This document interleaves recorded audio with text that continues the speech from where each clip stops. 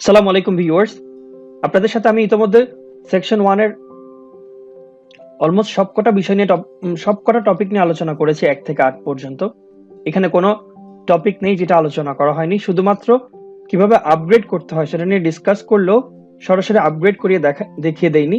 So আজকের ভিডিওতে আমি দেখিয়ে দিব কিভাবে আপনি সিম্পল থেকে প্লাস এসেনশিয়াল বা এসেনশিয়াল থেকে প্লাসে যেতে পারেন।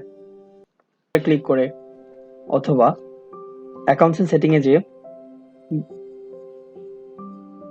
বিলিংস এন্ড সাবস্ক্রিপশন ট্যাবে যেও আমরা আপগ্রেড করতে পারি। তো চলে আসলাম বিলিংস এন্ড সাবস্ক্রিপশন। এখন দেখুন আমরা কোথায় আছি। এখন আমাদের কারেন্ট প্ল্যান হচ্ছে কুইকবুকস এসেনশিয়াল, অর্থাৎ আমরা কুইকবুক এসেনশিয়ালটা ইউজ করছি। আমরা এখন আপগ্রেড করব যেন আমাদের জন্য পিওটা ওপেন হয়ে যায়। আমাদের আর কুইকবুক এসেনশিয়াল লেখা নেই, এখন কুইকবুকস প্লাস।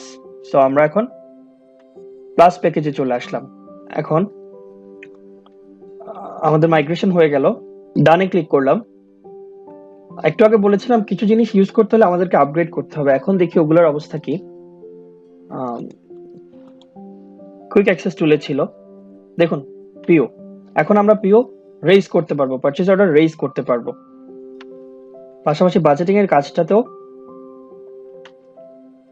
সেট গিয়ার আইকনের বাজেটিং এর কাজটাতেও অ্যারো মার্ক দেওয়া ছিল, এখন কিন্তু অ্যারোটা চলে গেছে। এখানে যে অ্যারো ছিল সেটা চলে গেছে, প্লাস কুইক ক্রিয়েট বাটনের এখানে যে অ্যারোটা ছিল ওটাও চলে গেছে। অর্থাৎ এখন আমরা প্লাস প্যাকেজে চলে আসলাম।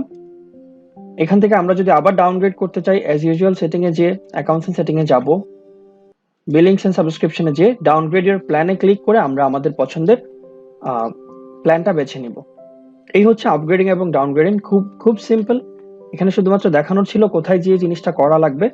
এরপরে পরের সেকশনে আমরা চার্ট অফ অ্যাকাউন্টস নিয়ে আলোচনা করব এবং আস্তে আস্তে কিভাবে ইনভয়েস এন্ট্রি করতে হয়, কাস্টমার অ্যাড করতে হয়, কাস্টমার লিস্ট ইম্পোর্ট করতে হয়, বাকি ব্যাপার যেগুলো ছিল আমাদের পরবর্তী সেকশনগুলোতে ওগুলো নিয়ে আলোচনা করব। আজকের মতো এটুকুই, সবাই ভালো থাকবেন। আসসালামু আলাইকুম।